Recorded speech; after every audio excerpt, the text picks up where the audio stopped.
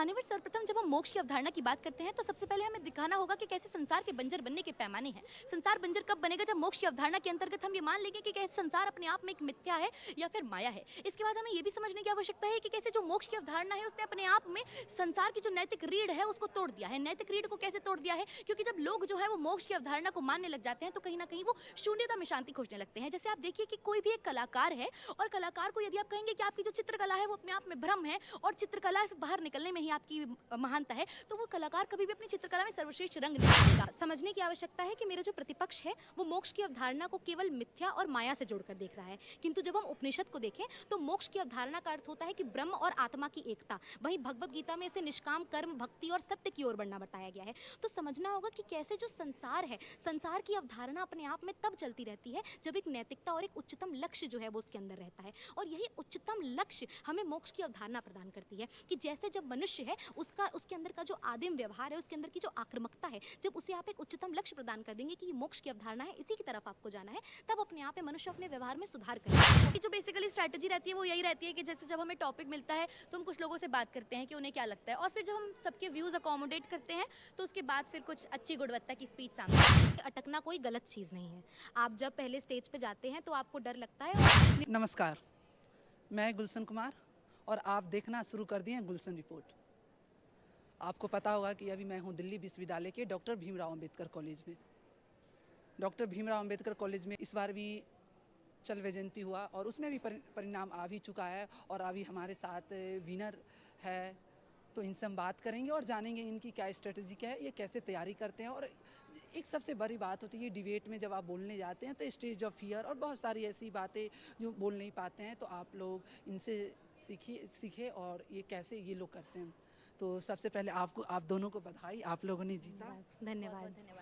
तो आपका परिचय क्या है, अपना परिचय दीजिए। जी हाँ, मेरा नाम आर्या है और ये मेरी साथी हैं कृष्णा। हम दोनों लेडी श्री राम महाविद्यालय से हैं और हम राजनीतिक विज्ञान के द्वितीय वर्ष के छात्र हैं। पहला तो सवाल यही है कि आप जो जीते तो ये क्षण आप किस तरह से अपने आप को ये मेमोरी बताएंगे? मेमोरी तो ये है क्योंकि हम पहली बार इस प्रतियोगिता का हिस्सा बने हैं और हर प्रतिभागी नहीं, आपने जीता भी है। जी, हर प्रतिभागी की तरह हम भी ट्रॉफी उठाने की चाह से ही आए थे, लेकिन कुछ कमियों की वजह से शायद वो नहीं हो पाया।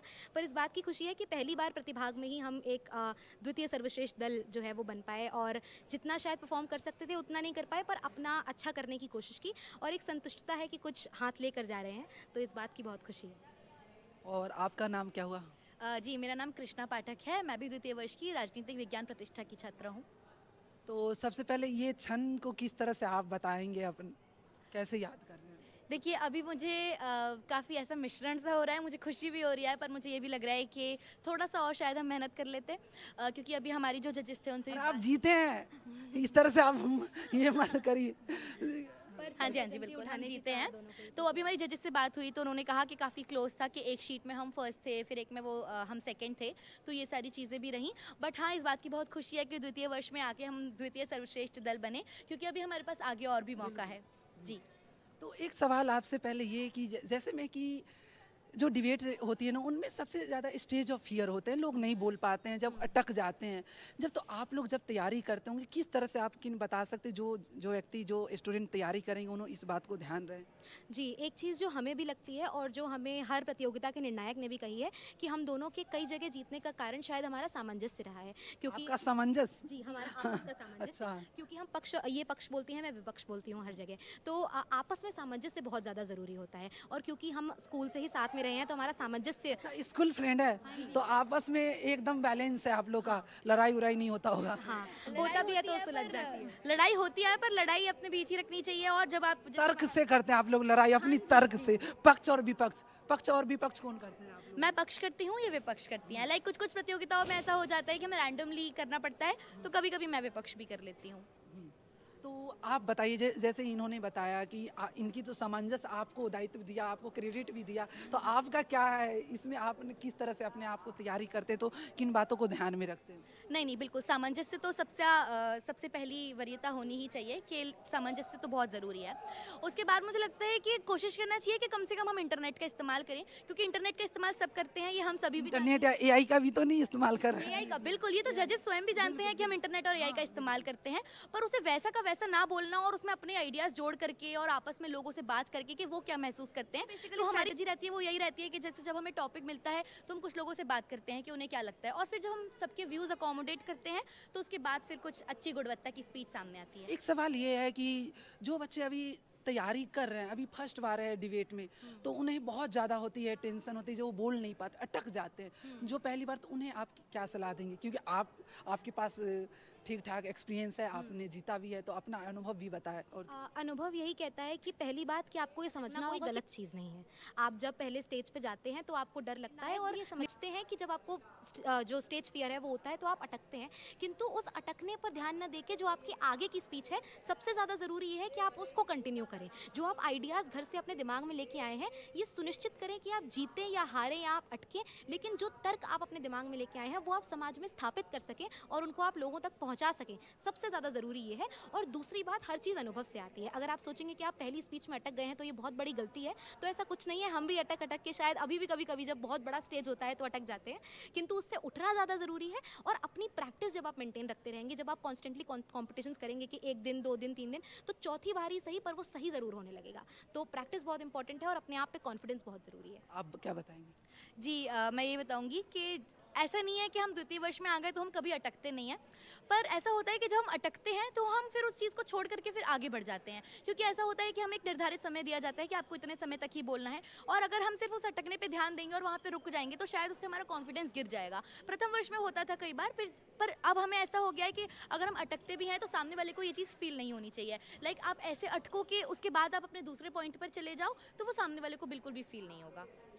एक सवाल ये आपसे पूछते हैं, ये ट्रिकी भी हो सकता है, लेकिन जैसे मैं अभी, आप एक टॉपिक लीजिए और अभी ऑन द स्पॉट आप जितना 30 तक 1 मिनट तक आप बोलिए ऑन द स्पॉट, जैसे लगे कि आप, क्योंकि ऑडियंस देखे जैसे आपकी क्या स्किल है, क्योंकि तो जो डिबेट हो गई ये तो ना, लेकिन इससे आप कैद हो सकती है, जो लोग यहाँ से सीखेंगे और आप लोग भी अपने देखेंगे। तो या तो टॉपिक आप बोले या तो हम बोले। आप बोलिए टॉपिक, हम पक्ष पक्ष बोल देंगे। पक्का ना? जी जी। देख रहे हैं ना, टॉपिक। आप लोग कर लेंगे। हाँ जी। साथियों, तो ये मत समझिएगा कि अभी आप, ये इन्होंने बीनर है तो ये आपको बताएंगे, लाइव दिखाएंगे, और ये लाइव तो आप भी देखेंगे और कमेंट में भी आप बताएंगे कि किस तरह से इनकी स्किल, और इन्होंने अभी अपनी एक्सपीरियंस बताया। तो यही बात करते करत करत अभ्यास की, तो इन्होंने भी इस तरह से सिखाया। तो आप लोगों ने डिसाइड कर लिया ठीक है हम इस टॉपिक पे बोल लेते कौन हैं सा कि- टॉपिक? वही वाला दर्शन वाला। ठीक है। टॉपिक क्या, टॉपिक बताइए, और पक्ष और विपक्ष। टॉपिक क्या आपका? ठीक है, टॉपिक हमारा ये है कि कैसे मोक्ष की अवधारणा ने संसार को बंजर बना दिया है। मोक्ष का अवधारणा? हाँ, मोक्ष की जो अवधारणा है। पक्ष में बोलेंगे अभी? हाँ जी, मैं पक्ष में बोलूंगी, ये विपक्ष में। विपक्ष में। जी। तो आपको टाइम दिया जाएगा बस 1 मिनट मैक्सिमम, हाँ जी, बिल्कुल। ठीक है? तो इनका टाइम स्टार्ट करते हैं और चेक करिएगा, और यहाँ के दर्शक, चलिए टाइम स्टार्ट। ठीक है। सर्वप्रथम जब हम मोक्ष की अवधारणा की बात करते हैं तो सबसे पहले हमें दिखाना होगा कि कैसे संसार के बंजर बनने के पैमाने हैं। संसार बंजर कब बनेगा? जब मोक्ष की अवधारणा के अंतर्गत हम ये मान लेंगे कि कैसे संसार अपने आप में एक मिथ्या है या फिर माया है। इसके बाद हमें ये भी समझने की आवश्यकता है कि कैसे जो मोक्ष की अवधारणा है उसने अपने आप में संसार की जो नैतिक रीढ़ है उसको तोड़ दिया है। नैतिक रीढ़ को कैसे तोड़ दिया है? क्योंकि जब लोग जो है वो मोक्ष की अवधारणा को मानने लग जाते हैं तो कहीं ना कहीं वो शून्यता में शांति खोजने लगते हैं। जैसे आप देखिए कि कोई भी एक कलाकार है, और कलाकार को यदि आप कहेंगे कि आपकी जो चित्रकला है वो अपने आप में भ्रम है और चित्रकला से बाहर निकलने में ही आपकी महानता है, तो वो कलाकार कभी भी अपनी चित्रकला में सर्वश्रेष्ठ रंग नहीं भरेगा। जो चीज़ है वो मनुष्यों के साथ भी होती है कि किस प्रकार से जब वो मोक्ष की अवधारणा को मानने लग जाते हैं तो वो संसार में कभी भी अपना योगदान नहीं दे पाते, संसार के सुधार में कभी योगदान नहीं दे पाते, जिस कारण से संसार बंजर बन जाता है। धन्यवाद, आपने बहुत तगड़ा बोला। आपको क्या लगता है? जी, तो समझने की आवश्यकता है कि मेरा जो प्रतिपक्ष है वो मोक्ष की अवधारणा को केवल मिथ्या और माया से जोड़कर देख रहा है, किंतु जब हम उपनिषद को देखें तो मोक्ष की अवधारणा का अर्थ होता है कि ब्रह्म और आत्मा की एकता। वहीं भगवत गीता में इसे निष्काम कर्म, भक्ति और सत्य की ओर बढ़ना बताया गया है। तो समझना होगा कि कैसे जो संसार है, संसार की अवधारणा अपने आप में तब चलती रहती है जब एक नैतिकता और एक उच्चतम लक्ष्य जो है वो उसके अंदर रहता है, और यही उच्चतम लक्ष्य हमें मोक्ष की अवधारणा प्रदान करती है कि जैसे जब मनुष्य है उसके अंदर का जो आदिम व्यवहार है, उसके अंदर की जो आक्रामकता है, जब उसे आप एक उच्चतम लक्ष्य प्रदान कर देंगे कि ये मोक्ष की अवधारणा है, इसी की तरफ आपको जाना है, तब अपने आप में मनुष्य अपने व्यवहार में सुधार करेगा। जब सुधार करेगा तब वो ये समझ पाएगा कि अब मुझे शायद कोई गलत चीज़ या कोई दमनकारी चीज़ या किसी भोग की उसमें नहीं पड़ना है, मुझे अपने आप में एक अच्छी चीज़ और एक अच्छे समाज और एक बेहतर संसार की ओर बढ़ना है। तो यही मेरा तर्क है। संदान। तो आपने देख लिया भी और सुन भी लिया, तो कमेंट बॉक्स में भी बताएंगे, और इन्होंने जीता भी, और आपका प्रमाण, कहते हैं ना सत्य का प्रमाणित क्या है, तो इन प्रमाणित भी देख लिए। तो लास्ट में आप क्या बोलेंगे? हमने चेक भी कर लिया, ऑडियंस ने जान भी लिया, तो आप क्या बोलेंगी लास्ट में? बस यही है कि हम लोग बहुत आभारी हैं कि हम ये इंटरव्यू दे पा रहे हैं, और दूसरी बात कि अगले साल हम फिर आने की कोशिश करेंगे, और बिल्कुल, कोशिश स्वागत है करेंगे कि और बेहतर कर पाएँ, और बाकी आने वाली प्रतियोगिताओं में भी हम बेहतर करने का प्रयास करेंगे, ताकि हम ऐसे ही क्योंकि वाद विवाद एक ऐसा ज़रिया है जो समाज को एक नई दृष्टि प्रदान करता है, तो बस वही करने की कोशिश में लगे रहेंगे और नए विचारों को आगे लाते रहेंगे। बहुत बहुत शुभकामना आगे के लिए। जी आप बताइए। बिल्कुल मैं यही कहना चाहूँगी कि जो भी लोग हमें सुन रहे हैं, तो जो भी हमने पॉइंट्स बताए हैं बस वो उस बातों पे ध्यान दें, एंड कभी भी जैसे उन्हें रीच आउट करना हो तो हम हमेशा ही ऐसे अवेलेबल रहते हैं, सर्किट के कोई भी लोग हैं और वो हमसे पूछते हैं। तो बस यही है कि जो भी हमें मिला है सर्किट से, जितने भी अचीवमेंट्स मिले हैं, बस उसके लिए आभार ही है। और इस प्रतियोगिता में आकर के इंटरव्यू देने का मौका मिल रहा है, ये अपने आप में हमारे लिए आज के दिन की बहुत बड़ी बात है। और आज नववर्ष भी है, हिंदू का नववर्ष है, तो बहुत ज़्यादा खुशी हो रही है आप लोग को भी शुभकामना, आगे के लिए बधाई। जी।